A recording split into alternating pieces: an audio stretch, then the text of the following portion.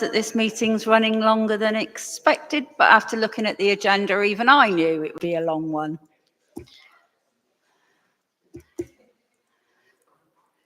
I will just wait for the other councillors to return.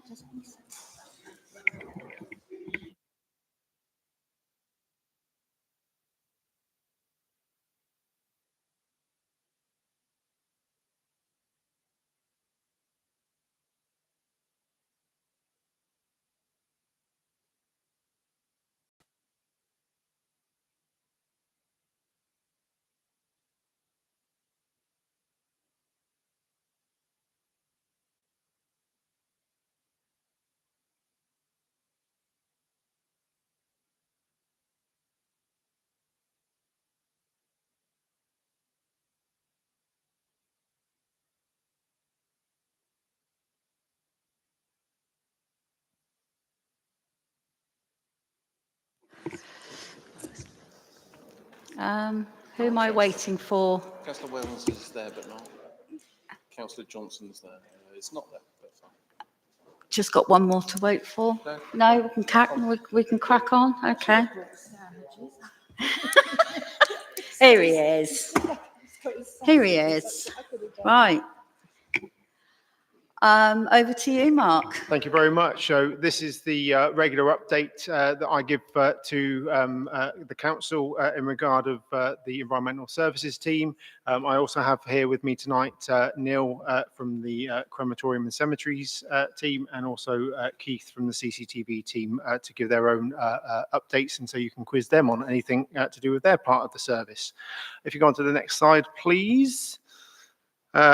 Facilities. So our facilities team now is at full strength, and when I say full strength, it's it's what I always hoped we had from day one when I joined the council, in terms of the number of staff that we have, and the number of the amount of sort of knowledge and skills that they bring to the piece.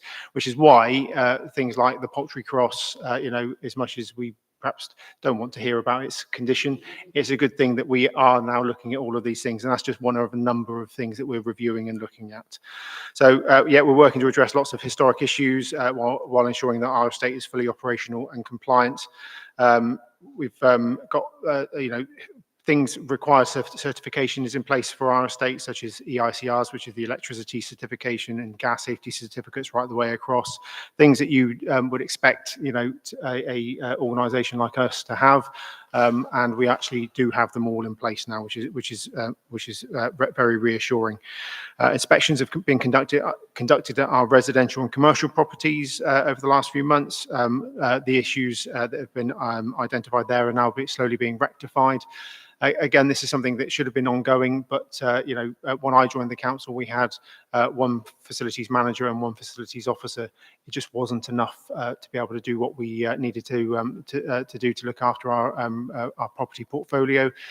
We do have the right people in the right jobs now. Thank you for listening and for helping put that in place. All council operated properties, utilities usage and costs being reviewed, and anomalies being identified. So again, we're being very robust now with in the past, the electricity and gas bills would go into finance, they pay them, very little questions were asked. We're now interrogating all of those bills in the same way as you would probably interrogate your own bill coming in through your front door. Many an hour has been spent by one of our facilities officers reviewing those on the phone call to the utilities companies, challenging things. We've had rebates in some circumstances as well. So again, these are things that take time. They're not straightforward. If any of you have tried phoning your own utilities companies, not easy sometimes dealing with it, but we are now on top of all of those things. We've been looking at fire risk assessments to ensure that all of our sites are safe for all users. So we've got new fire doors installed at a number of our pavilions, new evacuation plans and associated maps have been drawn up for all of the SEC sites as well. So all things that you would hope that were in place, I'm afraid they weren't previously. So, but we're now being much more robust and on top of all these things. Again, something that this council introduced 2 years ago, so we're now just moving forward with our pre-planned maintenance plans.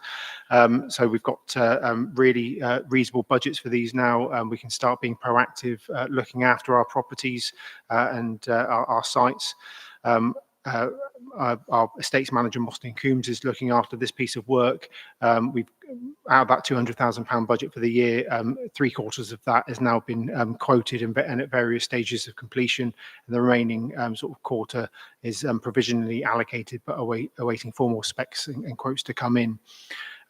So some examples of that work is, testing of the Market Square electrics 3 times a year, ensuring everything's working for large events and obviously our regular markets, clearing all gutters and drains across all of our properties. Sounds really, really obvious and, low, something probably you get done on your own homes or you, do it yourselves. But it's things like that that really do cause issues. We had a leak in the Guildhall here fairly recently, and that's because the gutters hadn't been cleared. So it's things like this. It's really important that we're on top of these things and now proactively doing it. Examples of some of the larger projects, we're going to be repairing the sash windows in the Guildhall Banqueting Hall, where we are here, and also in the Crown Court. Looking to repair the failed roof at the Rampart Road store, clearing of the Cold Harbour allotment ditch, which has been on the wish list for quite some time. That's happening in October next week. I think it's booked in for to help with the issues along there, and replacement of a failed roof on Victoria Park Bowls Club as well. Health and safety, if you're on to the next one. So again, 6 months ago, we employed a health and safety facilities supervisor, Sean Saunders. He's come in, really, really hit the ground running, really proving his worth in terms of what he's doing for the council and identifying. So he's introduced a new based risk assessment template with the aim of bringing us more in line with other organisations and what is considered the industry average. We've had positive feedback from officers about the ease of use, enable staff to break down risks further to understand control methods. We've introduced an online incident reporting procedure. So again, take those sort of things for granted, but previously this council was still writing things up purely on paper in terms of incidents. Our health and safety supervisors met with occupational health regarding air monitoring at our depot, especially around diesel particulates, health monitoring for our operational staff as well, our street scene grounds team. And security of all SEC operated sites is being reviewed, so we're understanding who is in our buildings and when for safety and fire compliance, protecting SEC staff. And Asa, I'll pick on you. Asa used to have his door open at the top of the stairs. That is now firmly locked because he's got a combination, lock there. We don't want people just wandering around that shouldn't be wandering around this building. So, Asa now is locked in his room, has to remember the code to get in and all the rest of it. If you move on to the next slide, I will hand over to Keith, who's our CCTV manager, just to talk you through these. Thank you, Chair, Councillors, CEO, good evening. I've only got April stats, unfortunately, this time round. Mary-Ann, one of my volunteers who works closely with Andy, normally collects these facts and figures, but unfortunately Mary-Ann has not been with us for a while, so these are slightly behind, but next time I'll have more stats, up-to-date stats for you from CCTV. So just the April stats there, just an activity overview. 203 logbook entries recorded. That's the operators just recording in the logbook every interaction they have with CCTV in line with GDPR. 80 CCTV incidents. That's operators picking up something on the screens. Have resulted in 4 arrests being made. That's just from operators, like I say, identify incidents on CCTV. 66 from shop watch and pub watch. That's on the radio system. Again, this is private security or shops calling up or pubs on the evening. Again, resulting in 5 arrests from CCTV intervention. And Wiltshire Police incidents, still logs generating 4 arrests. Requested views. These are the police asking us to review CCTV for a particular incident or a partner agency such as Wiltshire Council. Out of 39, 87%, that's 34, were downloaded as evidential footage and sent off to the police and our partner agencies. In April, 469 hours worked. That's the highest April since we started recording stats and since I've been in post. Staffing wise, 17 operators, 15 were volunteers. That's 88%. Bearing in mind that 90% of our staff or our CTV operators are volunteers. So slightly less operators, but they're working more hours. And our current recruitment campaign is not going as well as I'd liked. Last couple of years has been very well received. This year, not as good so far, but I am working on that. Next slide, please. ASB wardens, as you know, have been with us now since beginning of July. Just to give you an idea of the overview of what they're dealing with, the highest category you can probably see there is ASB General. ASB General is non-criminal activity. So this is your public nuisance, noise complaints, youths cycling up and down the old George Mill, etc. So that's the highest category. Second one, probably no surprise there, is to do with homelessness, and then obviously moving down for street drinkers, so on and so forth. Next slide, please. Just an overview of what the wardens have been dealing with. July, August, a total of 144 incidents. ASB trend slightly increased July to August. Non-ASB trend slight drop between July and August. Again, just to share the categories, ASB, vacancy, homeless, and ASB General, that's non-criminal ASB, top of the list in what the ASB wardens are dealing with July and August. Next slide, thank you. Key points basically to take away between July versus August. Top ASB drivers have been vacancy and rough sleeping. Again, no surprise there with this being a bit of a hot topic at the moment, followed by ASB General. Like I say, that's non-criminal incidences. It's been an increase, slight increase in disturbance, fighting in the streets, public order. But we believe this may have been due to the warmer weather in August and obviously lots of drinking going on with the city centre. Assaults on persons, that sort of trend has remained stable throughout July and August. Overall insight, patrol demand is mainly driven by rough sleepers and general ASB, and we just already spoke about that, with a peak of assaults and fighting in the streets in August, but again, probably due to hot summer weather and more people on the streets during the nighttime economy. I think that's it from me. Any questions? Oh, hang on, sorry, one more slide. There is one more slide. Oh, I have done that one. Apologies. Long day. Great. We'll move on and do the rest of the slides and then take questions at the end, if that's okay, across all of it. So I'll now hand over to Neil, who will just give you an update on the crematorium and cemeteries team. Thank you, Mark. Thank you, Chair, CEO. Good evening, everybody. Right, so with the cremation figures and income, the current cremation figures are 13% below target as of the end of August, resulting in an income shortfall of £53,416. As officers, we have been proactive in reducing the deficit by bringing forward the increase in the cremation fees and charges, September instead of October. Together with seasonal trends, this is expected to reduce the shortfall as the year progresses. Operational efficiency improvements. Talks are currently underway to change the preheat configuration of our cremators, which will significantly reduce fossil fuel usage, improve efficiency and lower costs. And this is all going extremely well currently.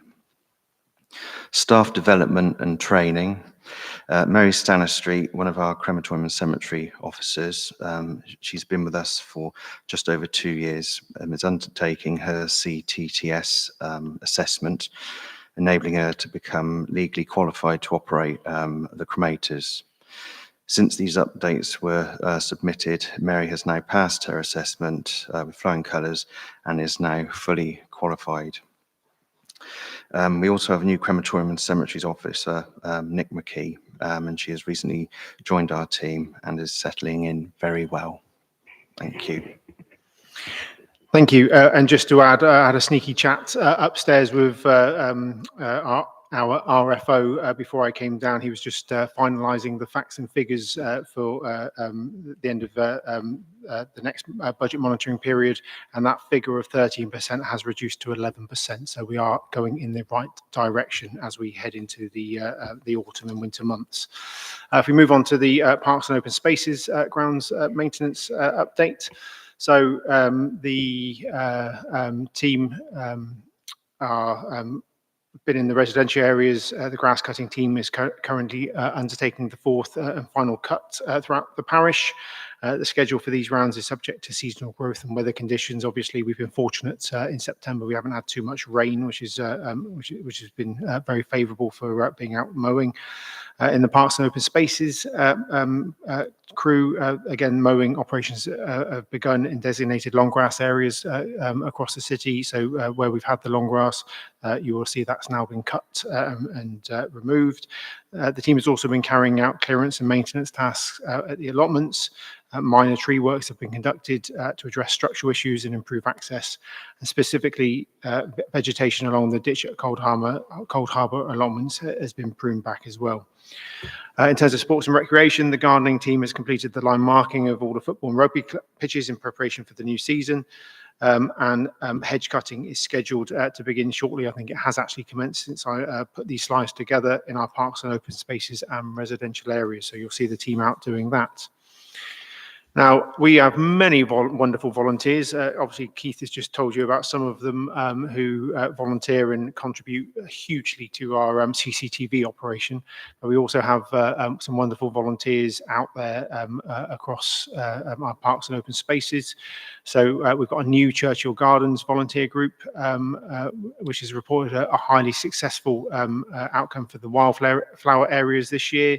The pictures you can see up there were taken by a volunteer, and there was even a rare bee orchid discovered at the Fisherton Wildlife Meadow, which is something that this administration or the previous administration allowed us to put in place a couple of years ago. And again, we've got volunteers from that area who work up there and really get a lot of value out of the time spent there. But also, nature is also benefiting, as we can see. If you go on to the next slide, again, massive. I mean, look at these guys. Hats off to these volunteers. This is the Salisbury Wildlife Group. They're knee deep in water and mud, putting in, helping look after our riverbanks that we own and manage. We work with them to complete this riverbank repair upstream of the Five Rivers Health and Wellbeing Centre opposite the Salisbury River Park. If you go on to the next slide. The project utilised a bioengineering technique known as willow spilling, where willow branches were woven around chestnut stakes to stabilise the bank and prevent further earth erosion. Previous repair attempts have been unsuccessful due to damage caused by dogs accessing the river. And to resolve this, the team constructed a formal dog dip where dedicated steps to manage access points and protect the newly stabilised riverbank from erosion. And again, you can really just see the wonderful work these dedicated volunteers do for the council. If you go on to the final slide of this one, you can see the new steps are designed to combat the problem of bank degradation, ensuring that the long-term success of the repair and providing a controlled entry point to the water for dogs into the river. On to the next one. Trees. Following a successful tree planting initiative last year, which saw a high survival rate despite the hot weather, our new planting programme is being launched. Out of 300 trees planted, only a small number failed. In this forthcoming planting season, which is nearly upon us, we're looking we'll have replacement trees. A total of 106 trees are on the replacement list. This includes areas such as the Folly, where significant ash dieback has occurred over the last 12 months. Chiselbury Grove, we're going to get at least 120 whips will be planted to replace over 40 ash trees that have been removed from that area. Memorial trees, so this is where members of the public purchase a tree from the City Council and have it put in a special place around the city for a loved one.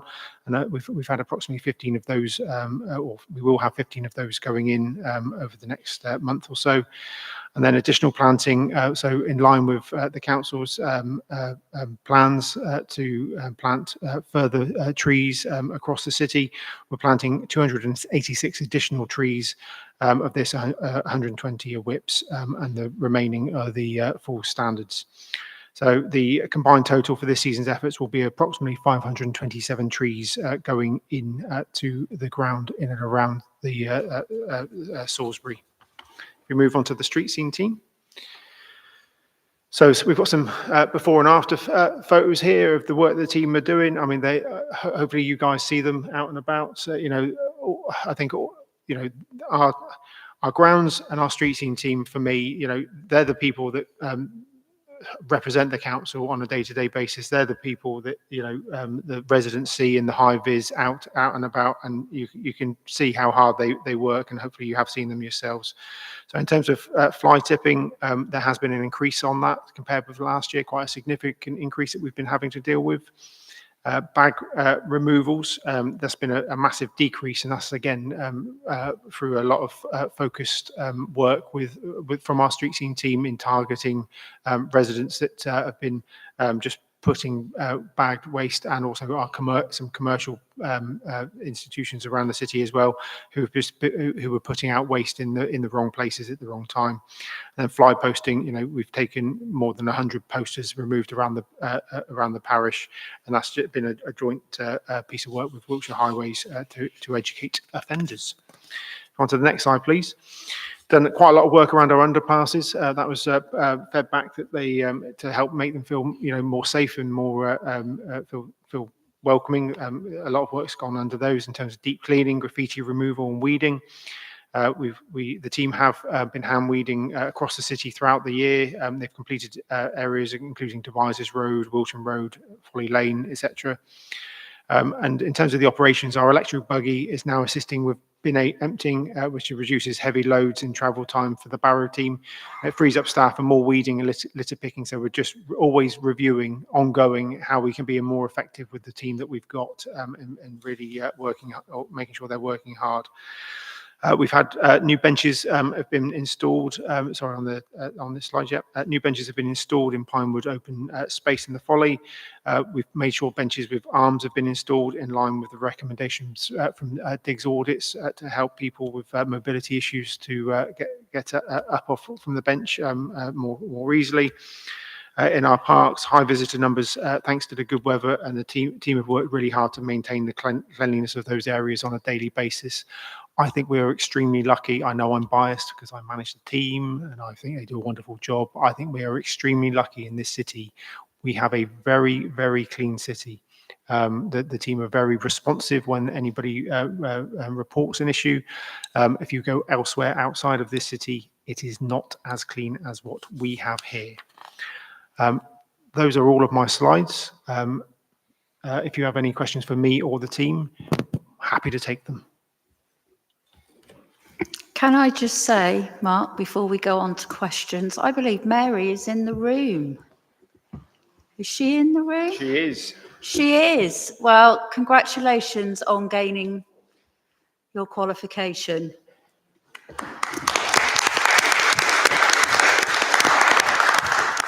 And just to say what Mary's here, because again, this is the team that sort of ethos that we're really getting amongst officers now. Mary's here not to receive your thanks, although I'm sure she has thanked that, but she's here supporting Neil, as one of her key members of his team. Well, we all give you our thanks, very much so. Okay, Councillor Taylor. Yeah. Street scene team, fantastic, Mark. I'm really delighted. I email them and they pick up fly tipping often within minutes at the weekend. So, you know, 5-star service. Absolutely excellent. Two questions that might be downstream of this meeting, but first question is, you happen to mention Montgomery Gardens about tree planting, and given my concern about the trees already there, where is the process in councillor involvement in you replanting trees that have failed? Because obviously Montgomery Gardens, in my humble opinion, has quite a lot of trees. It may or may not need any more. I don't think I mentioned Montgomery And Gardens. the second question, again, downstream, doesn't have to be answered tonight, but this time last year, we voted on Weed Killer. We've got a new policy about getting rid of weeds. Just as an amateur looking around the city, there are more weeds visible. There are more weeds around. Could we have a report on how successful the current weed removal policy is vis-a-vis what we used to have with Weed Killer in the fullness of time? I can bring a report forward with that. Yes, I don't think this council has ever used weed killer on the street, so it was used by Wiltshire Council in the past. But yes, I can certainly bring something forward in terms of how our team have performed. I'll just add to that. Yeah, it's Wiltshire Council that still uses glyphosate. Last year we had 2 sprays, out of the goodness of their heart, apparently. Not that we saw any up our end. Our end is quite horrendous, but I'll leave that for another meeting too, Chris. And my apologies, I did say Montgomery Gardens. Yes, so in that area, if trees have failed and fallen, we do replace them. And is there an opportunity to discuss that with councillors versus officers? You've just heard my concerns about Montgomery Gardens. I get a lot of complaints there about fallen leaves. I know we're not going to do anything about that. Overhanging branches, you've heard about tonight. Why do we need to plant more trees in an area that's got masses of trees? If you look at that slide I showed right at the beginning, it's probably the most densely tree area around a housing estate of anywhere in So our current policy, as agreed by council, is that when a tree dies, we replace it in and around that area. Right, we need to amend the policy again then. Okay, fine, thanks.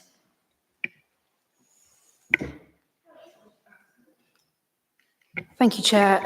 Yeah, again, thank you very much to your team, Mark. When I speak to people from outside of Salisbury, they're always very, very complimentary about how tidy our city is. So thank you. My 2 questions. Keith, the antisocial behaviour figures that you showed us, are those being shared, and perhaps this is a question to Asa, is these being shared more widely than into this committee? Because if your team is saying that the biggest thing you're seeing is homelessness, vagrancy, non-violent antisocial behaviour, and we are saying this is an issue, and we're saying it's in St Edmunds, again, I come back to, can we talk about this more widely? Can those figures be shared outside of this room? Are they being shared outside of this room? I have regular meetings with our partners in relation to homelessness.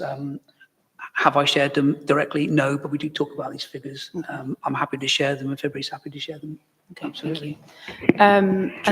Just to add that we do share those figures with the OPCC, who pays for that service as well. Fine. And I would also just add that all of the reports that come in from AEC, who are our contractor as well, Keith, they don't just come into us, they go into a number of partners. So Wiltshire Officer, Wiltshire Police, neighbourhood team, Turning Point, all our key partners get access to these reports every day, so they see what's going on in the city. And we act upon those, so Wiltshire Council will deal with anything come across their desk. The police, because the ASP wardens quite often in the streets are mistaken for police. They quite clearly say they're not the police. There's a caveat sometimes where they're dealing with people who don't want to engage with them or engage with the police, but clearly something's happened and the Home Office counting rules, that needs to be recorded. So we picked up on that, and now these officers have a form that they get these people to sign on the streets. If they're willing to sign it, say, look, you know, you've been involved in the crime, nothing's desperate here that needs to be an ambulance there and then. However, it's your duty, if you want to report this in the morning, to go ahead and report it. We've seen it. You know, we've got some visual evidence on our cameras. So that's now being picked up. So if the police want to follow that up, or these particular people want to make the complaint in the morning, at least we've documented it. So there's something, along also with under 18s. So the ASP wardens were initially dealing with under 18s, but those reports weren't going to the right people. They've now got a form on their sort of mobile phones they take out with them on a day-to-day basis. So if they come across somebody who's under 18, they've got a small form they fill out, Again, that goes across the desk of Wiltshire Council HB team, and again with the police. So they're not missing these things that obviously the SB boards are dealing with, but obviously they can't report direct to the police themselves or on behalf of somebody else. So it just fills that caveat. So all the information we get on a daily basis is being shared with our partners. And then just a really quick one, Mark. I was actually in the Avon Valley Nature Reserve on Saturday with the kids, and we noticed the new steps. I thought they were very smart. You've got currently laminated signs that say "Careful, sharp stuff." It was a dump area. Is there any plans to make those permanent? Because I'm just a little concerned. The steps look so smart that people could think you could go swimming there, and that just makes me a little nervous. More than happy to get a permanent sign up there, no problem at all.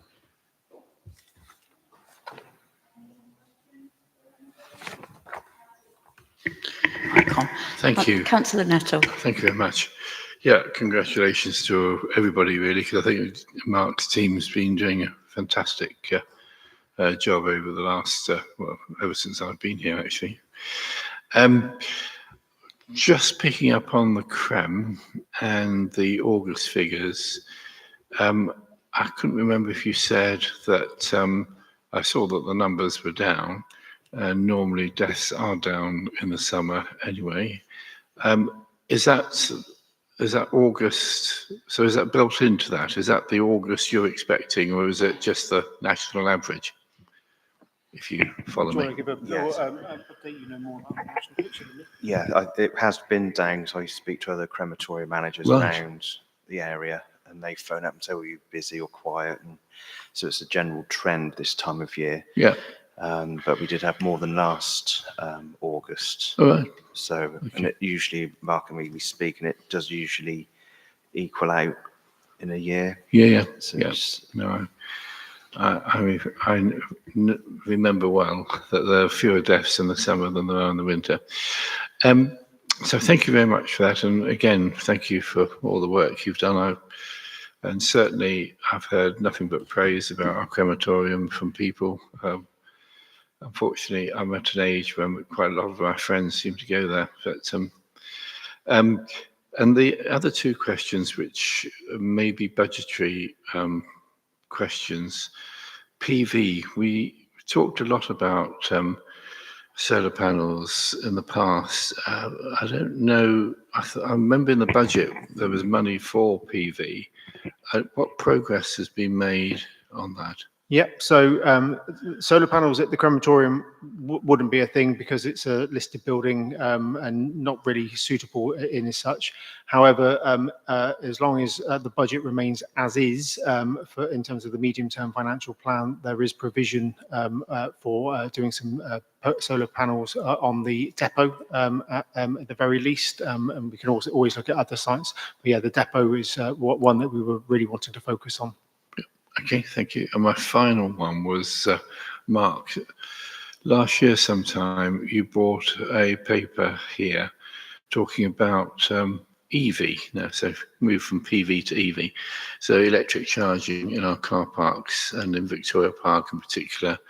And I saw there was an update a few months ago, but is there a more recent update on that? Yeah, so at the moment, the EV charging in our car parks has sort of died a death. The company that we were looking to work with has rebranded and then gone off in a different direction. The problems we've got, Churchill Gardens, nobody's interested because it spends half of its life underwater. And so until we sort that out, it's not really possible.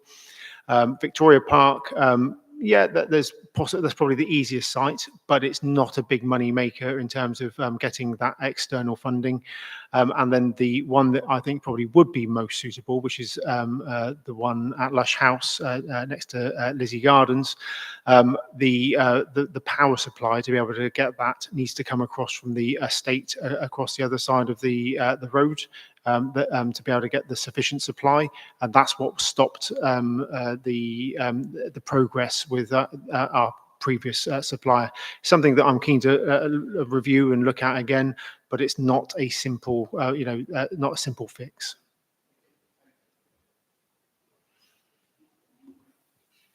Any more questions for Mark or the team? No, everybody happy? Okay. You can make a run for it, Keith. Neil, you've got to stay for the next item. Right,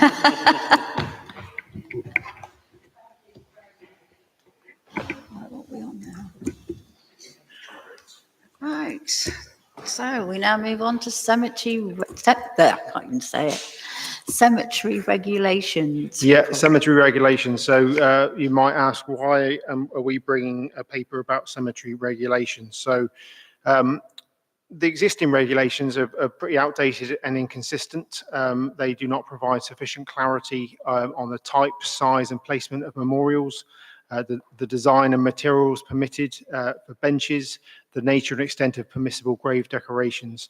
And as a result, issues have arisen with health and safety, maintenance, and the appearance of our cemeteries. Now, I must say, this is going to be a really emotive thing that people, councillors are going to have to think about this, but I just want you to bear in mind the reasons that we have brought this forward for you for review. So health and safety, it's one of our primary concerns here, because unstable or poorly installed memorials can fall and cause injury. Damaged or unsuitably placed benches may collapse, and we actually had this happen within the last 6 months. I lose track of time, but definitely within the last 6 months, a bench that had not been placed in the cemetery by the council, a member of the public sat on it and it collapsed beneath them.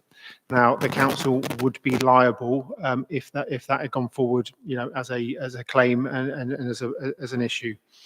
There are loose curbstones, grave surrounds, and ornaments that can create trip hazards to visitors and staff around grave sites as well. In terms of our grounds maintenance team, some memorials and decorations obstruct mowing, edging, and routine upkeep, which means it takes twice as long to do the work. Non-standard items create additional workload and increase costs, and clear regulations would allow staff to carry out maintenance more effectively. Appearance and dignity. So, having consistent rules for more memorials and benches would ensure the cemetery retains a respectful and orderly appearance. Excessive or unregulated decorations create visual clutter and undermine the serene atmosphere. And updated guidelines strike a balance between allowing families to commemorate their loved ones and protecting the appearance of the cemetery. Now, so in terms of considerations, we would be looking to do regular inspections would be required to monitor compliance. Processes will need to be in place for notifying families about non-compliant items and arranging for removal if necessary. There may be some initial costs for staff training, and obviously I think for such an emotive subject, we're going to have to do a bit of consultation on this as well. We don't want to go in this too heavy-handed. Long-term efficiencies hopefully will be achieved through reduced maintenance burdens and fewer obstructions. So hopefully the grounds team can move through these sites more effectively and more quickly. Now, removal of personal tributes may cause distress to bereaved families. I'm sure you'll agree, and this is something you guys sat over there. It's easy for us making the recommendations, but something that you guys over there really need to think about. Which is why I think public consultation and sensitive communication is going to be key to minimising this upset. I think Neil and his team deal with bereaved families on a day-to-day basis. I have 100% faith that they will approach this in a really sensitive and appropriate manner if this policy is approved tonight.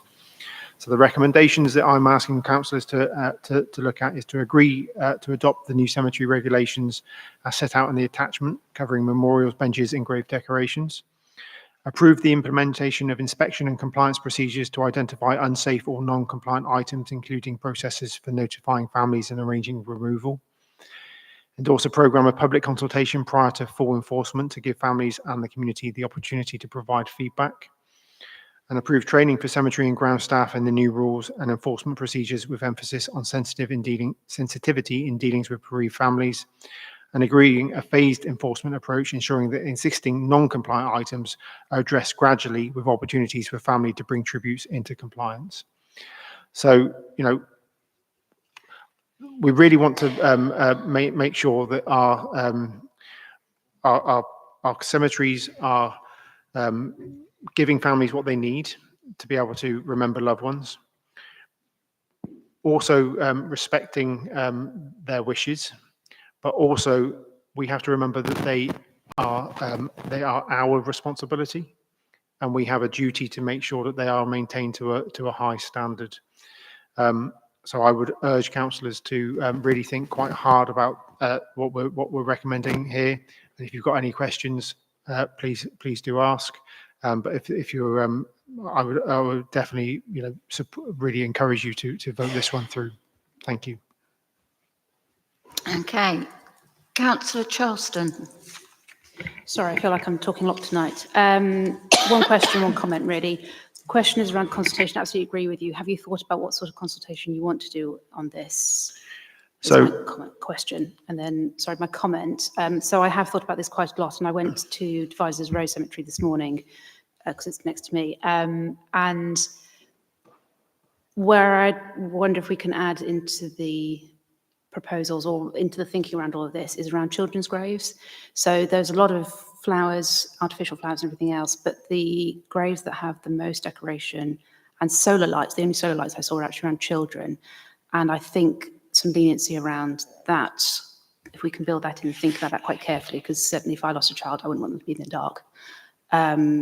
So I think that's something, and I spoke to a few friends about this, they all agreed, and I sent them the policy, they thought it all seemed very sensible and saw the health and safety, but around children, could we have some leniency?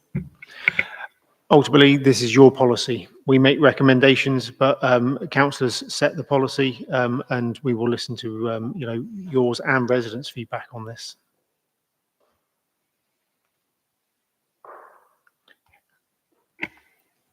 Anyone else? Councillor Foster, and then I'll come to you. Just Councillor very Nettle. quickly, as it is the opportunity to mention it.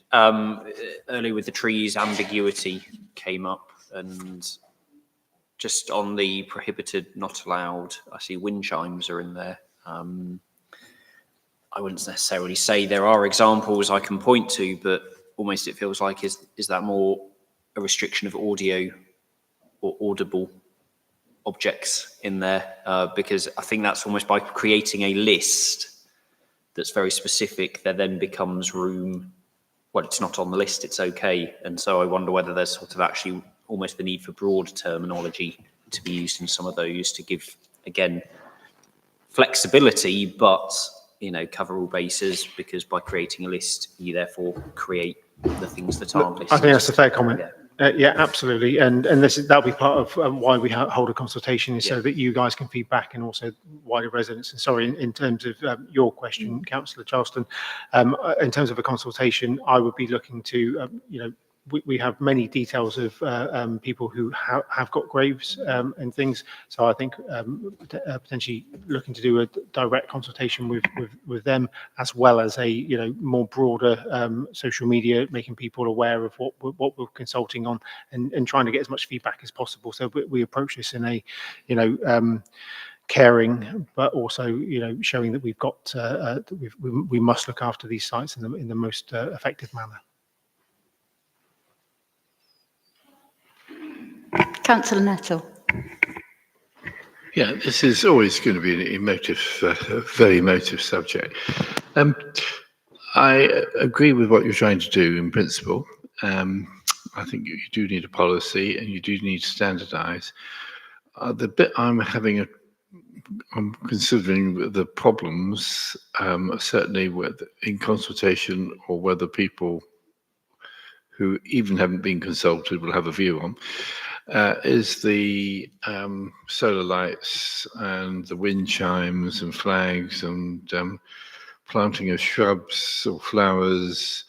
I can see artificial turf, fencing, curbs. I'm okay with that in my own mind. I'm sure somebody else will tell me that's different.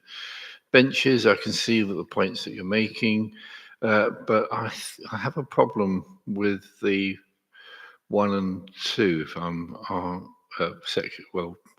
bullet 1 and 2. Apart from the trees, let's not go there. But we can find places for trees. I'm sure there's still space in Montgomery Gardens. But seriously, shrubs and flowers, and whether it's plastic, and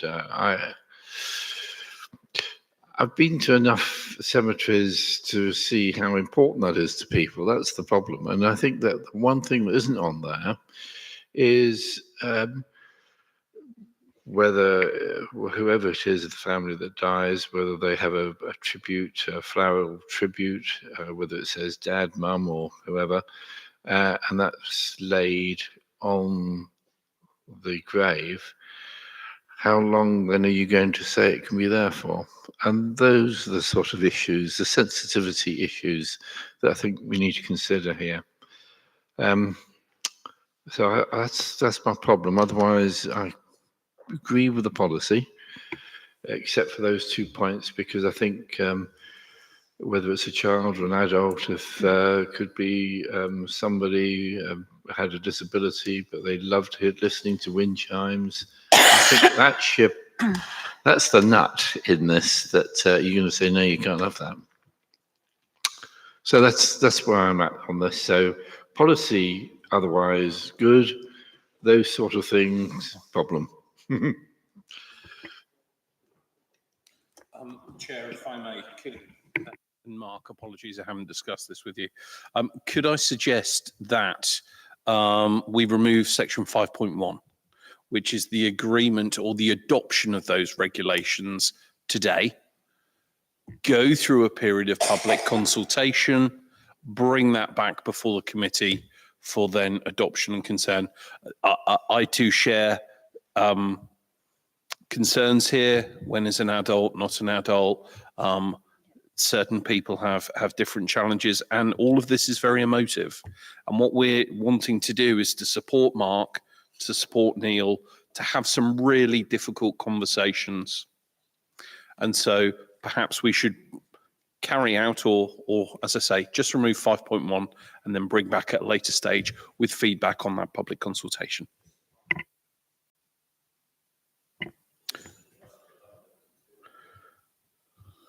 So yes, Councillor, if you want to just say yes, endorse a programme of public consultation. I think there's still probably training that we could be doing in the meantime. So we could argue for 5.4. I think you could probably agree maybe a phased enforcement approach still as well, but entirely up to you. It is the committee's decision on what they want to recommend. Councillor Wells. The word transition sprang to my mind too, in terms of putting in place some recommendations that you would like to see, which over time would have an impact. I think negotiating with people who've already got something in place is going to be very difficult to manage and probably unfair to inflict that on grieving relatives. So I think it's good to have a clear guidance on what we want to achieve. And as you go through the process, as people start to put in place the memento, whatever they're going to put on, then you request they comply with certain regulations so that you're not trying to undo something that has been done, because there's quite a lot of emotional attachment to objects in terms of their memories, which is really important for grieving relatives. Well, I would say that is exactly what we're asking for, is to be able to, with this policy, to have those difficult conversations, because that's part of the reason we're bringing this, is because, you know, some of those sites, some of those areas that are graves which have overspilled, you know, they do go beyond their plot size. There are things on the graveside that aren't really appropriate or being maintained either to a high standard. So that is exactly what I'm asking for. But again, it's over the councillors to make those choices. Neil, would you like to say something? You've been looking after these sites forever. Yeah, so it's, thank you, Mark. With the Avenue Cemetery, that is a lawn cemetery, which the Pembrokes estate agreed to. So there's no lavatories up there, nothing, as again stipulated. With the other Devizes Road and London Road cemeteries, they're Victorian, and through several past administrations, we had this discussion, and I was told that it was acceptable at that time, but now it has got out of hand. And like Mark, rightly, we've discussed numerous times that it's just people they keep wanting more and more, and sort of at the state that we're at now, but with the avenue where it's only just coming up to 6 years old, trying to keep on top of that, it's difficult, very delicate.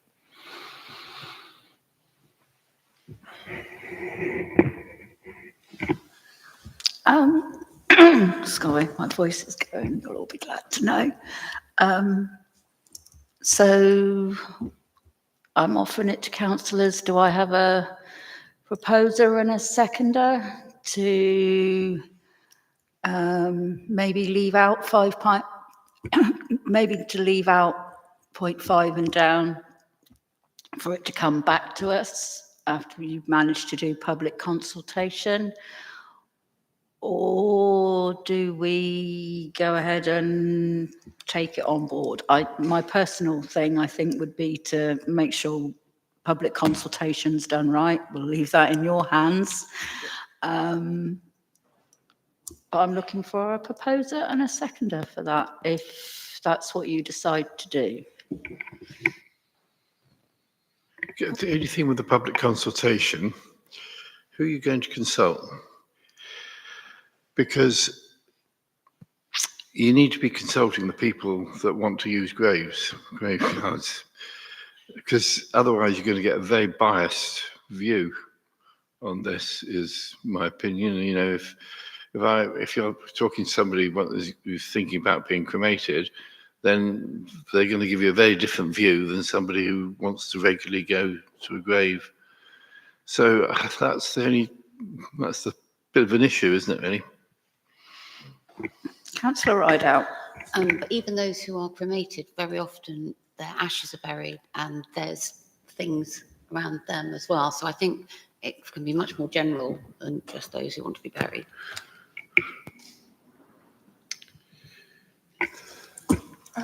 I'd like to know if we do go to public consultation, I don't really quite understand which bit we're going to be consulting them on, because So we'd be consulting on this, the Salisbury City Council cemetery regulations, the draft copy of what I put forward, or me and Neil, I should say, have drafted and put forward. some of which councillors have already said, well, we wouldn't want the bit about the wind chimes, or we wouldn't want the bit about the... I think that would probably be an opportunity for councillors to also feed into that consultation as well. So we could put forward this, and then councillors can feed into this. We can see also what residents and people that are using our cemeteries think as well, and then feed that back and make the necessary amendments to a version 2. Yeah, I would think that it's the people who have already got loved ones buried in those cemeteries that are the ones that are possibly going to raise the most objections to changes. So that, I suppose it doesn't need to be that wide-ranging a public consultation, does it, if you're going to do it via the users of those spaces?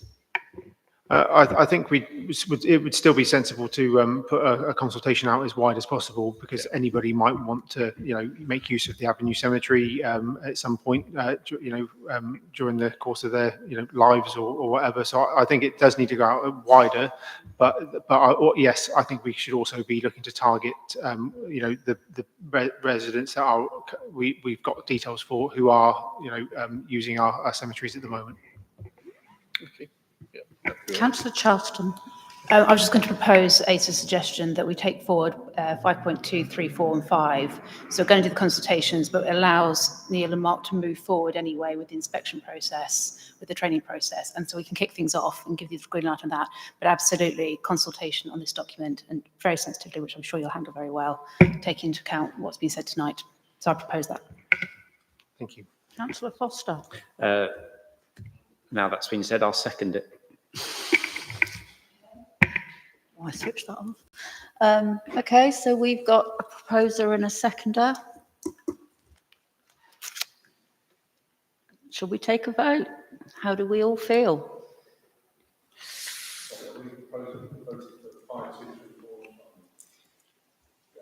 Yeah. Anybody else?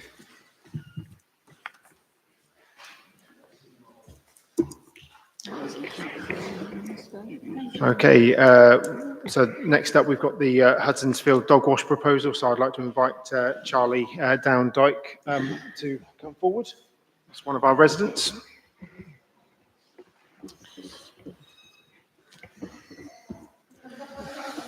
So Charlie, Apologies, before we start on this next agenda item, we'll have to move that we go past 9:30 and ask councillors that you're happy for that to happen.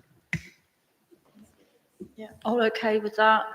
Okay, we'll carry. Apologies, standing orders makes me say it.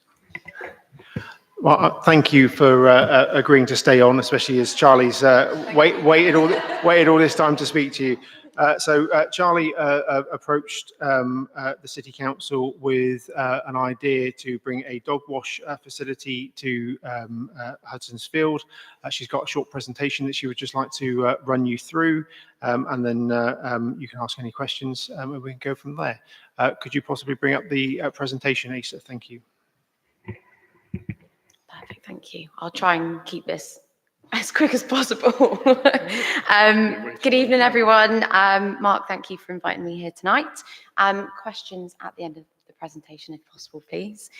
So my name is Charlie Downdyke, and I've lived in Salisbury for my whole life, and I'm here to present my proposal for a new self-service dog wash facility on Hudsonsfield. I believe that it's going to enhance both our community and our city's reputation as a dog-friendly place.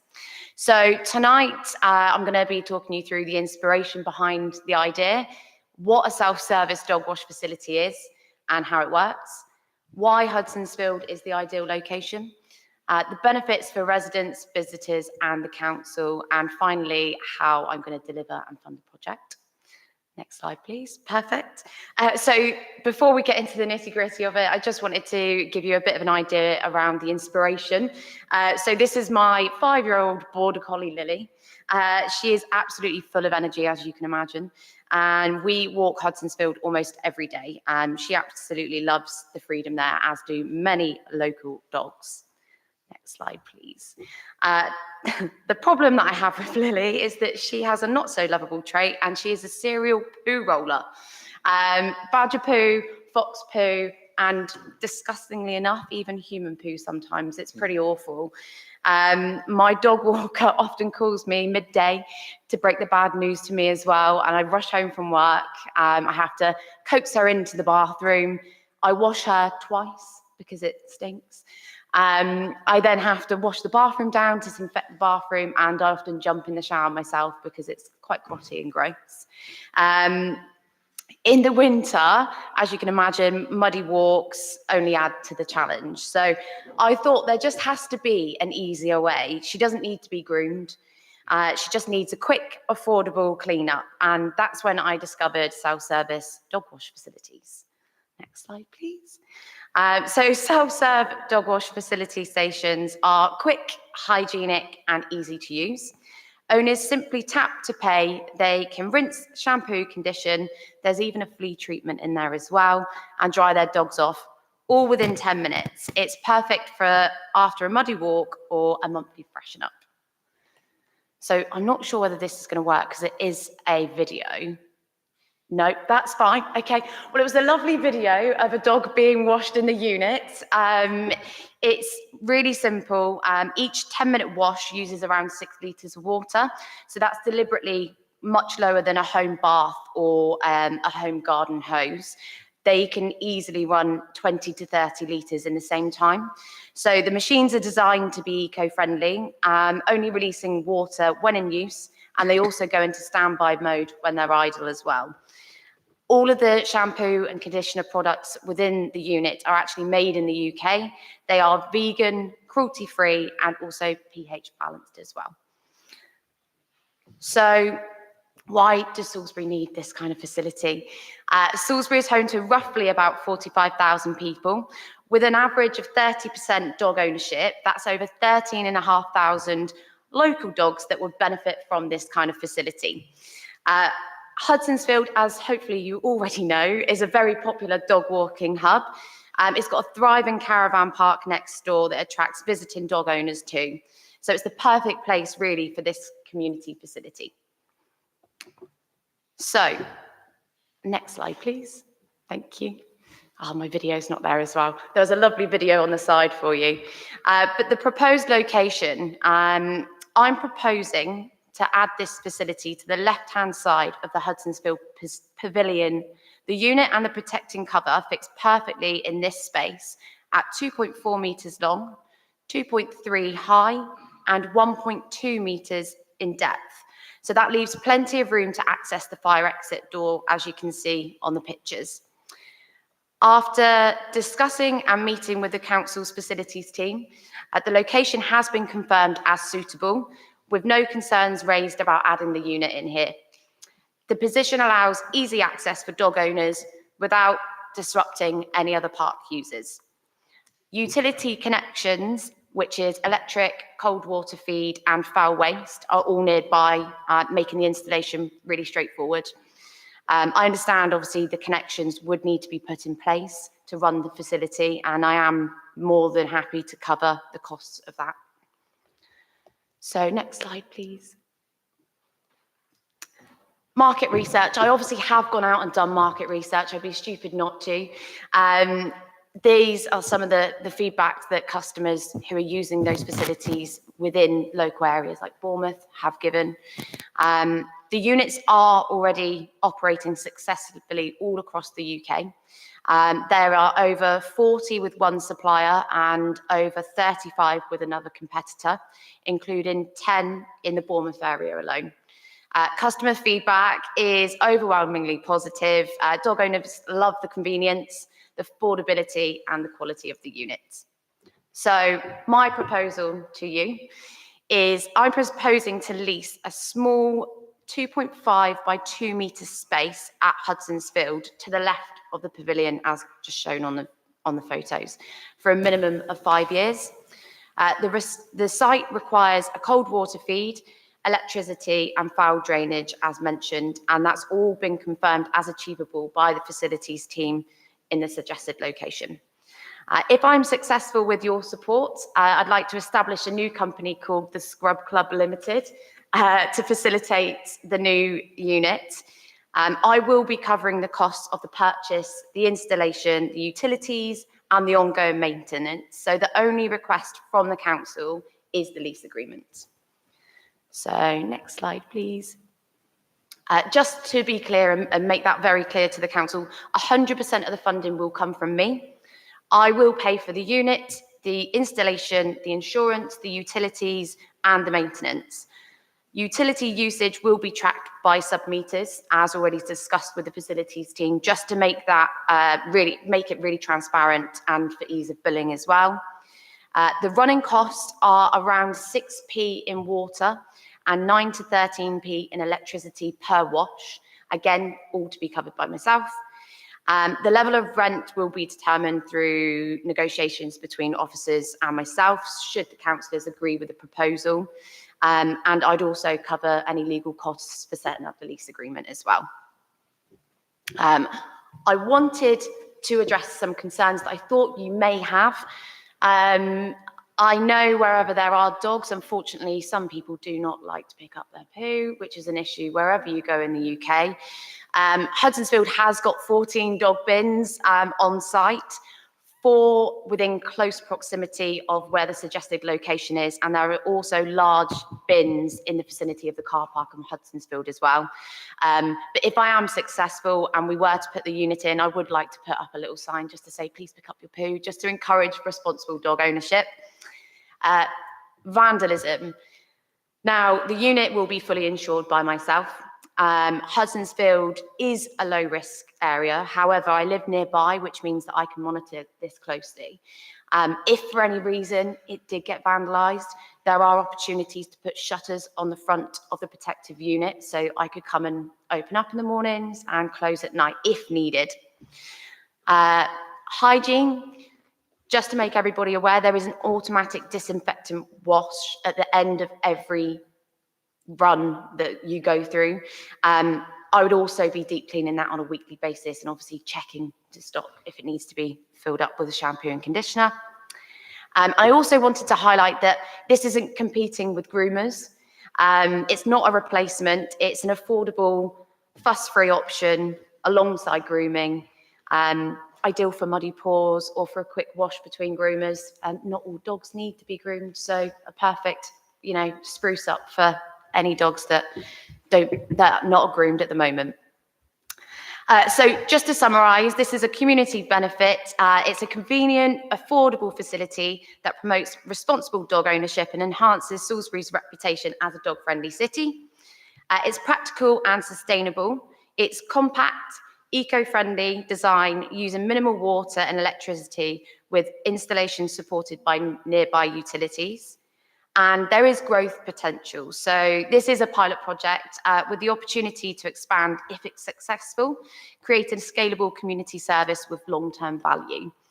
So if this is obviously the first unit that I would like to put in, and if that is successful, I would absolutely love the chance to expand to different areas in Salisbury and Wiltshire, such as Churchill Gardens or Elizabeth Gardens.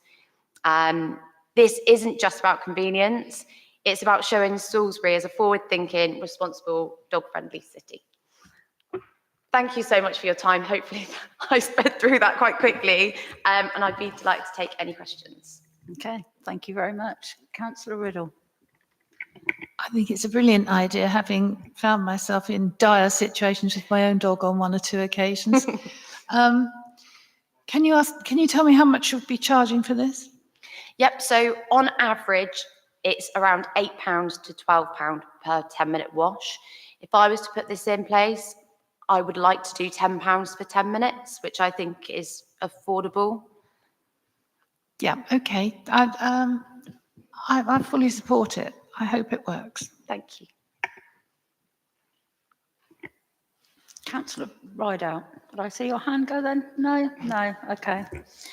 Councillor Taylor, and then Councillor Can you fix toilets in Market Square? But more seriously, I wouldn't object to this. I'm not a great fan of dogs, as many people around the table know. Just in terms of the visual appearance of it, you showed us a picture.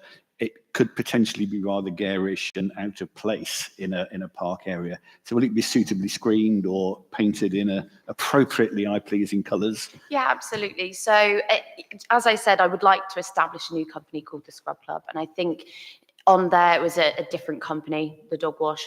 It would be my logos for the business. And absolutely, I can keep that in line with what would be visibly pleasing for that kind of environment that we'd be putting it into. Councillor Nettle. Hello. Yeah, sounds very interesting. I used to have 2 Westies, and they used to do the same as your dog. And in fact, they then come back and like to show off what they've done and rub against you.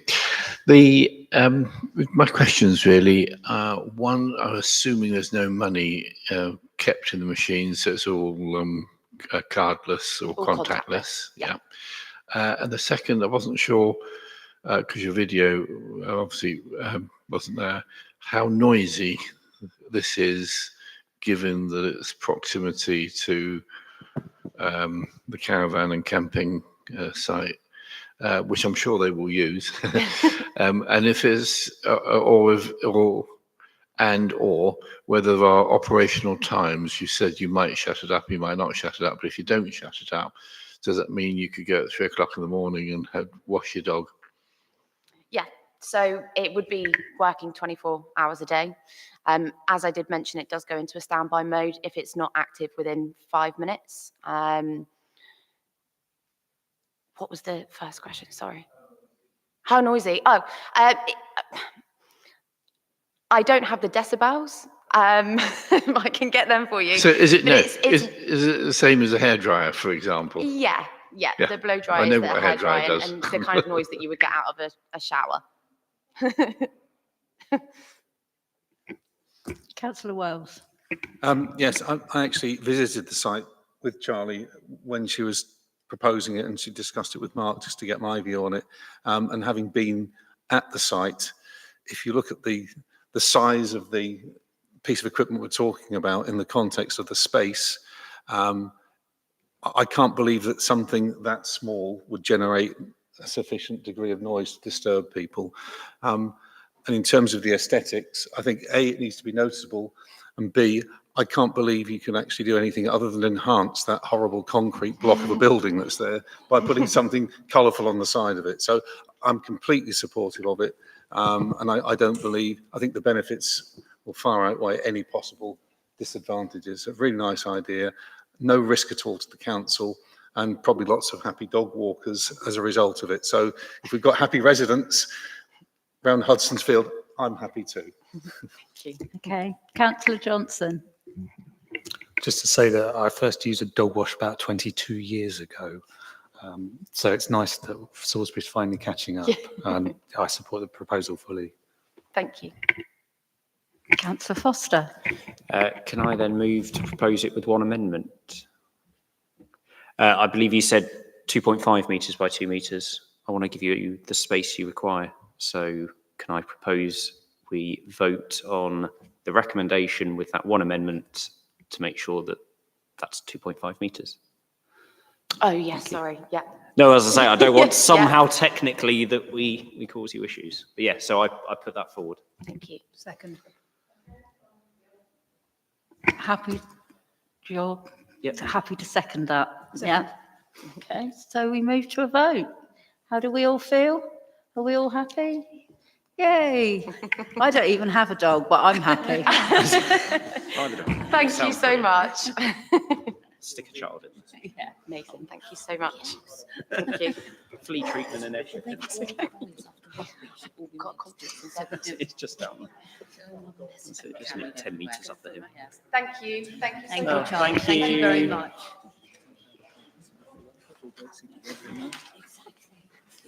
Okay, ready to Mark. move on.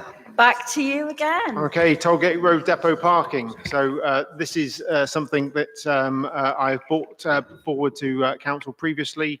There is an ongoing issues with visitors to the college, to the block of flats, and also to the Phoenix Emporium, in terms of people just parking willy-nilly in the space where our vehicles are trying to exit and enter the depot in a sensible manner.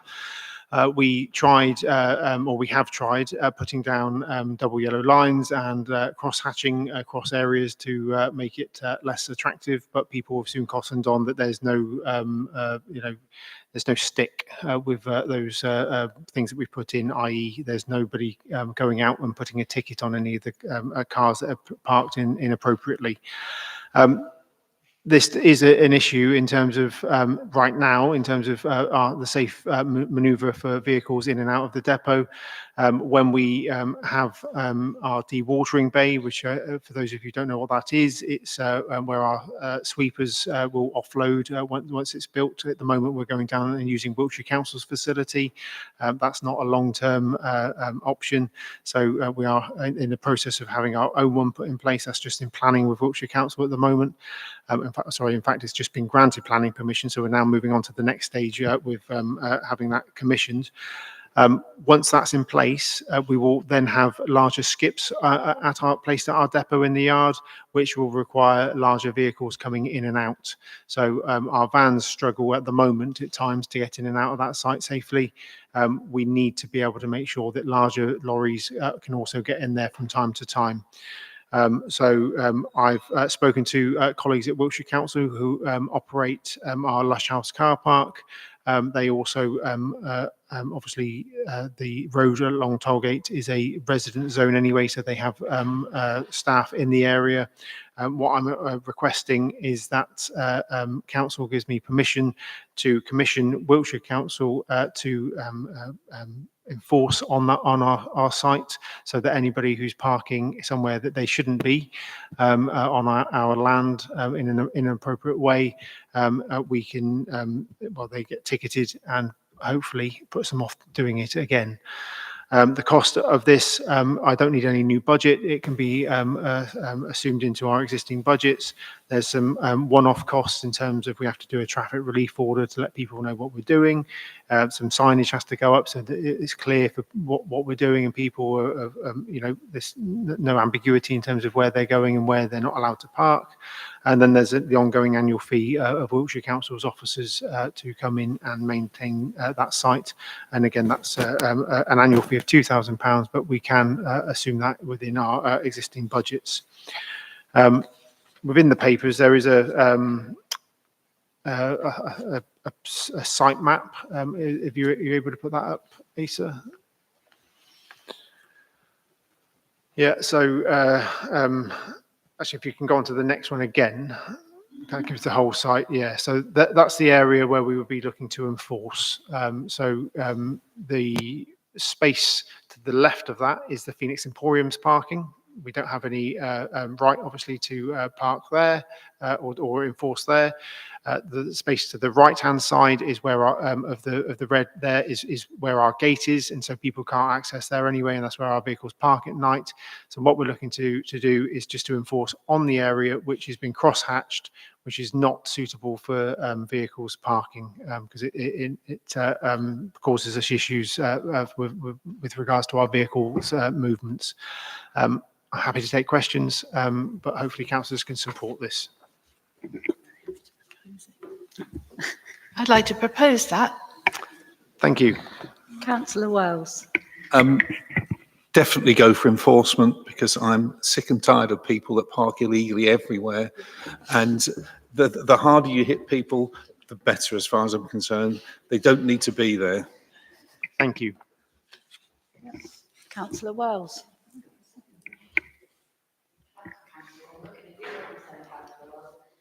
Thank you. Yeah, so we're going to pay Wiltshire Council. So presumably get a percentage of the enforcement penalty notice? So we can definitely negotiate that as part of the deal. Yep. Yep. Yep. So if it hasn't been seconded, I'll second it.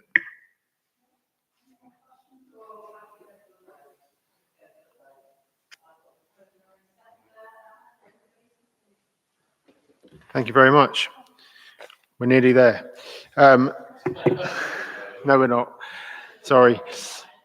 So Treasure Trove engraving. So this is a proposal for the Market Square. So unfortunately, the resident who's proposed this is away and out of Salisbury at the moment. But you may know Zach. Some of you anyway. Zach's done a lot of the carvings that can be found at the River Park.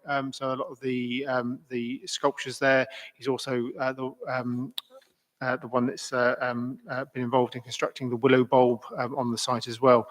This particular piece of public sort of art, if you like, and again, I think it is on the paper there at the top. There's a picture of it, yep, there. So essentially, Zach would like to see this located on the Market Square, which we could, officers would be able to accommodate, and we can over by the toilet block somewhere. Make sure it's in a chained or fastened in place somewhere in a suitable way. It's already been so this trail is already being used and offered in our information centre. So it's a well-established trail as well. It's to me looks like it's a well-constructed piece. Although I'm no art critic. So again, over to councillors just to for any questions, or whether you'd be happy to accept my recommendations.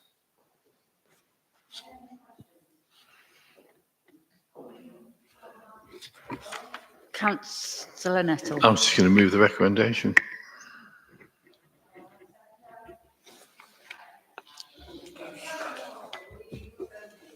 I'll use you tonight.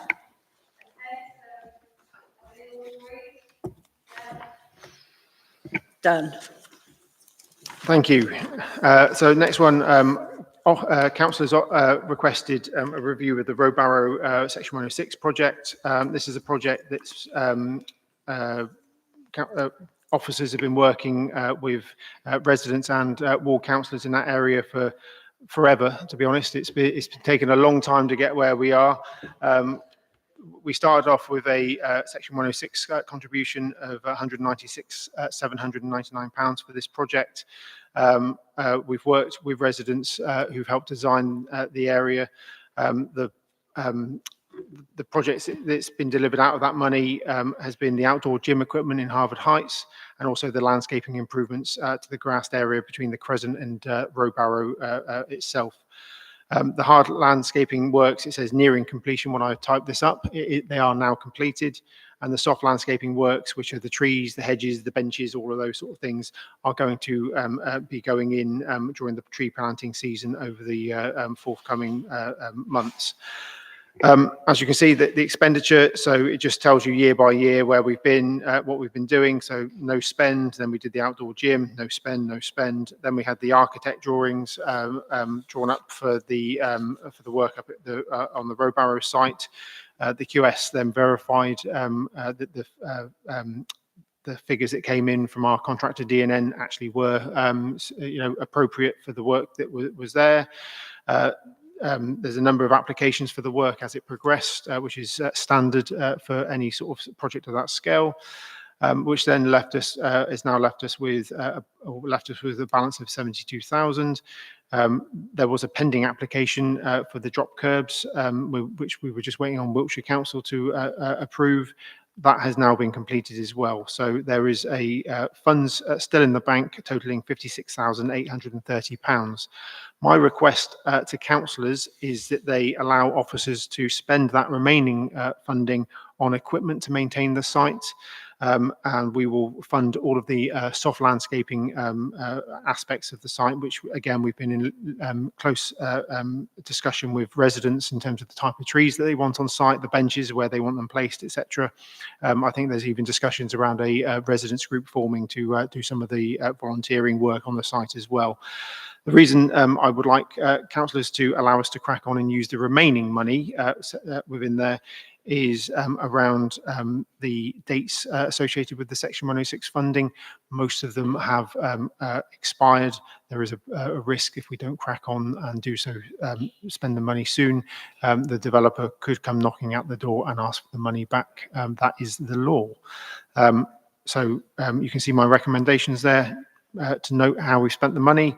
Approve the commitment of the remaining budget there towards ground maintenance equipment, endorses the use of existing council budgets to deliver soft landscaping enhancements, which in line with residents, and notes the lessons learned, agrees to incorporate them into the planning and delivery of future Section 106 funded projects.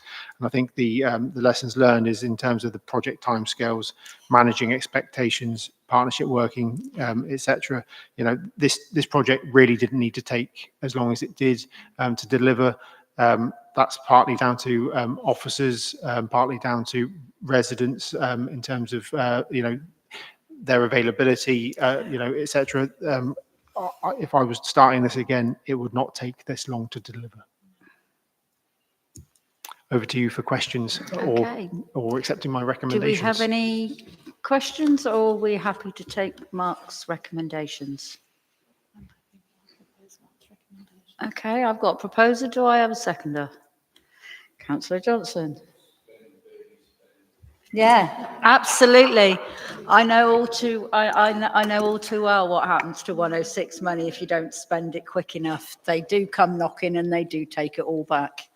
So we're all agreed? Yep. Thank you. On to River Park, Section 106 project delivery. So this is another one where obviously we've received quite a significant amount of money, £716,000, which is ring fenced for the River Park project in St Paul's. The River Park scheme, as you're all aware, delivers major flood alleviation, biodiversity and public realm benefits. So the expenditure to date, so 23-24, no spend. 24-25, we purchased a hedge cutter for doing some works in the area. So year to date, there is still sat in the account for that Section 106 agreement, £695,000. Officers are proposing, or I am proposing, an allocation of up to £75,000 for this financial year or next, which however you want to put it, for the purchase of a new tractor to support maintenance of the River Park scheme, because it won't be long until it comes over to us. The equipment is essential for effective long-term management of the site and will be used alongside existing grounds maintenance resources. After the purchase, according to my maths, the balance will stand at 620,000. Please correct me if I'm wrong. Maths is not my strongest point. Officers have then reviewed options for spreading the remaining £620,000 over the longer term. The following allocations illustrate what could be made available each year. So if we spread it over 15 years, which is my recommendation, it'd be just over £41,000 a year, 20 years, 31,000, etc., 30 years, 20,700, and so on and so forth. The 50 years is what the Section 106 states in terms of us having to look after and maintain the site. Now, what I would just remind everybody, councillors, the site is ours. It was ours before River Park came along. It will be ours long after this Section 106 agreement expires. So my recommendation is that the funding is used more in the short term over the next 15 years. I think that also it helps to maximise the community benefit and value for money. Obviously, the longer you hold on to it, the value of the money goes down with inflation, etc. as well over those over that time period. And regardless of whether we spend the money over the next 15 years or the next 40 years, we have to look after that site. We are committed to looking after that site. The money has to be spent on either things for that site or for equipment that's going to be looking after it. So again, my request is to approve my recommendations, but I'm also very happy to take any questions. Councillor Taylor. This is in my patch. When I first became a councillor 10 months ago, I met with Andy Wallace several times, talked to Mark a lot. Initially was very impressed with the design and what was going on with it. The last 10 months has been a bit of an eye-opener, and I am less impressed these days than I was. The quality of the work in lots of areas is quite shoddy. Safety issues need addressing. There's lots of things still going on, and every time they tell me when it's going to be finished, the deadline gets stretched yet again. So my anxiety with this is that we ensure that we go back to the Environment Agency where we find work that needs, if it's shoddy and not suitable, rather than eat into this. Absolutely. 700k. There is a liability period for any. And how long is that, Mark? How long is that? So I'll have to check specifically around different things, but when we take on the site, there is at least a year, and that's for they look after any issues with trees that have died, etc. There might be. I'd have to look at the details, but there is a significant amount of time for looking after anything. And the only other question I would have, and again, downstream, you can just tell me later or email me, but I'm just curious to know the delineation of, where this money can be spent, i.e. where the River Park project is deemed to start and finish. Because obviously, the Ashley Road crossing, is that part of the project? It sort of is, but is it? So all of those things, I'd just like to know what the delineation is, please. Yeah, so the Ashley Road crossing, it isn't, although it's part of the scheme, it's not part of what we have to maintain and not what the Section 106 funding is for. The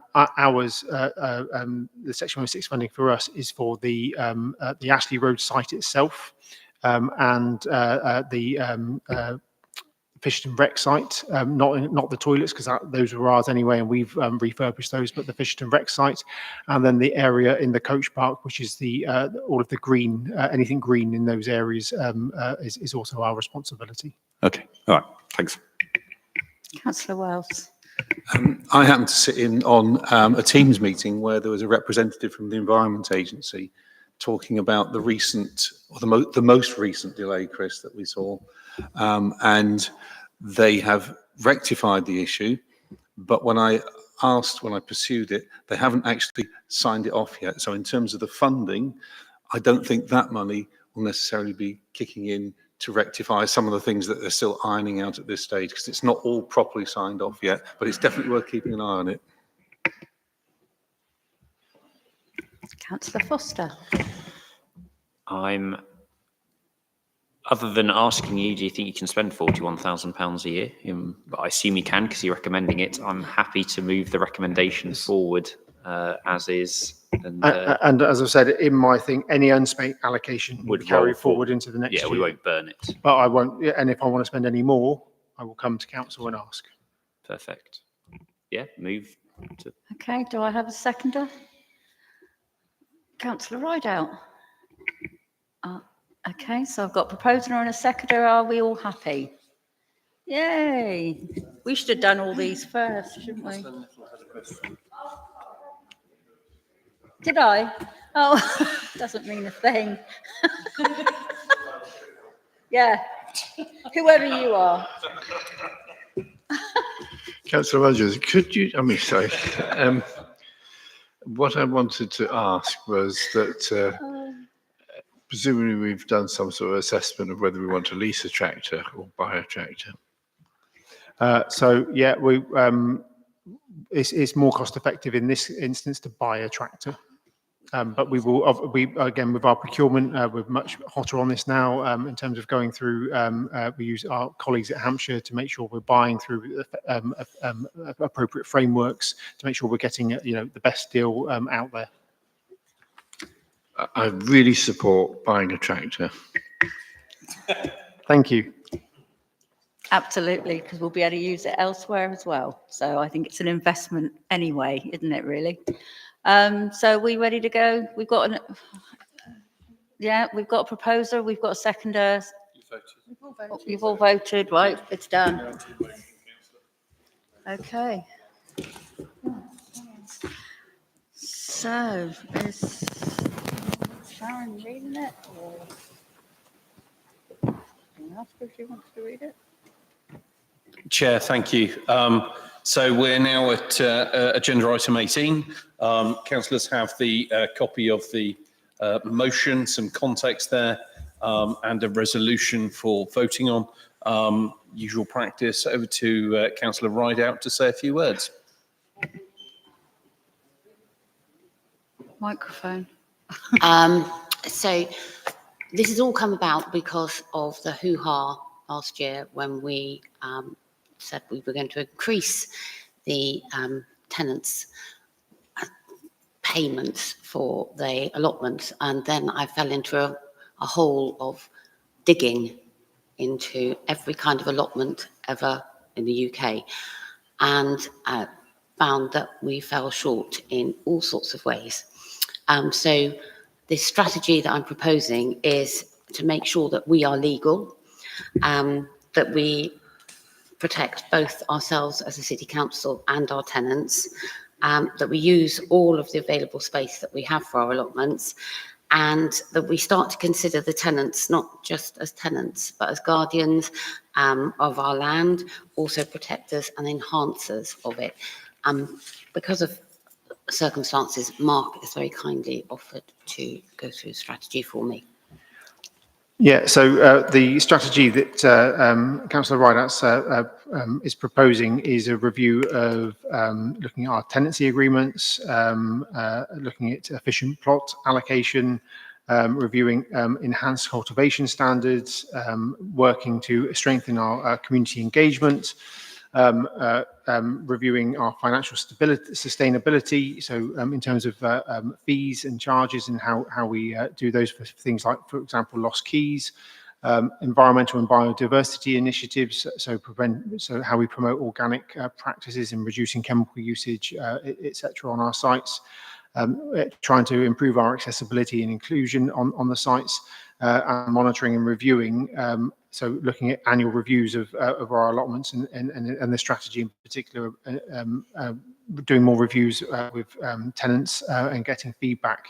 The proposal is for, and I've discussed this with Councillor Rideout, the proposal is that a full strategy is written between now and December the 8th, which is the next committee.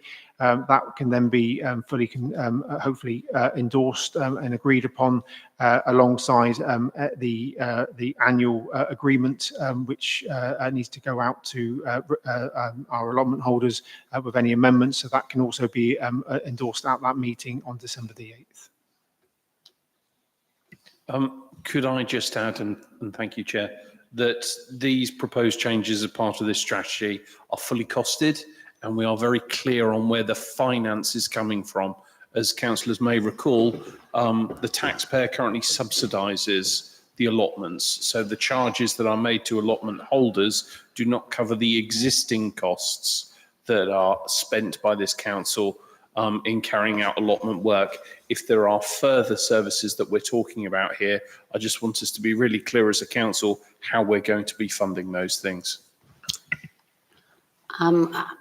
As part of the strategy, I did look into the grants and where we can get grants from and apply for grants as a council to support our allotments and our tenants.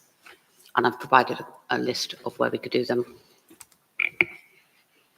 Yep. So I, as an officer, I'm very comfortable with what's being proposed by Councillor Rideout. It just needs fleshed out into a full strategy document in line with our other council documentation, and we will bring that back to council on December the 8th for adoption, if that's okay. Okay, well, I'm happy to move that. Do I have a seconder? Hey, Councillor Wells, are we all agreed? Look at that. Yes, all agreed. Right, where are we now? Budget monitoring. So in line with budget monitoring throughout all of the council's various committees, we are in a position where overall the council's budgets are in a very healthy position. As of the last budget monitoring, I think it was about £400,000 underspent. I'm not going to go through each of these in line because you've probably seen them at full council. There's nothing particularly new here. I'm very happy to take questions if anybody's spotted anything that they would like clarification on. Does anyone have any questions, Mark? Councillor Foster. I'm really sorry. No, if we go to, it's more a question around I think the final one where we sort of go landscape and we have all the numbers. Yeah, zoom in. Just curious, closed circuit television. And again, it's my blacks and reds and trying to work out what it quite means. Does this mean we're making money from closed circuit television?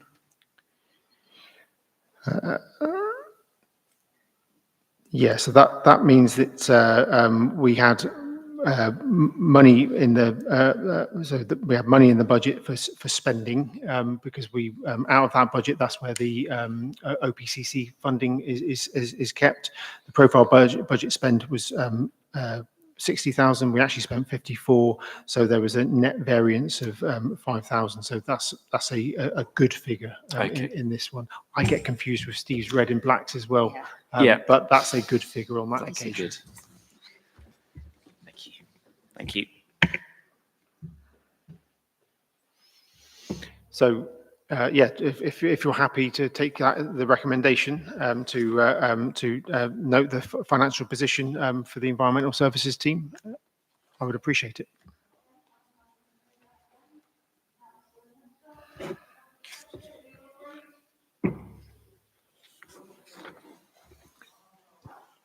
Okay, so the next one is the Salisbury Transport Strategy.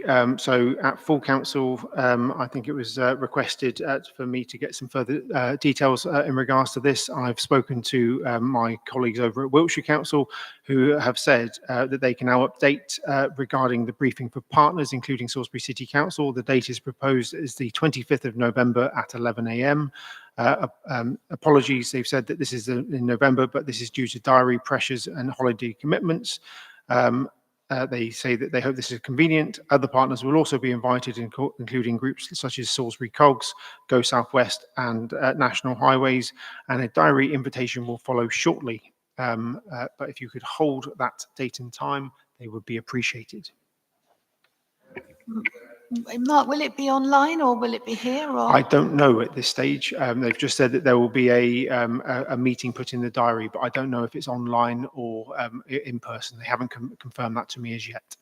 But that will be circulated to all members of the council, not just to this committee, yeah? Yep. Yeah.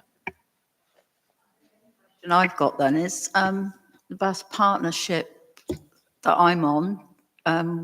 Will I get an invite for that? Well, From them? it's not my meeting. Yeah. But I can certainly, it says partners.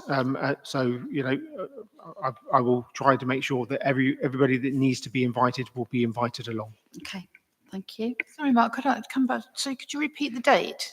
Yes, the 25th of November from 11 a.m. And again, apologies, I don't have a venue or whether it's online or where it is at this time. Those are the details that they've provided.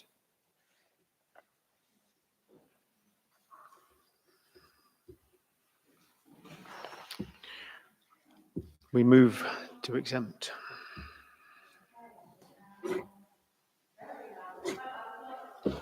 You for your patience for what's turned out to be an extraordinary length Environment Committee.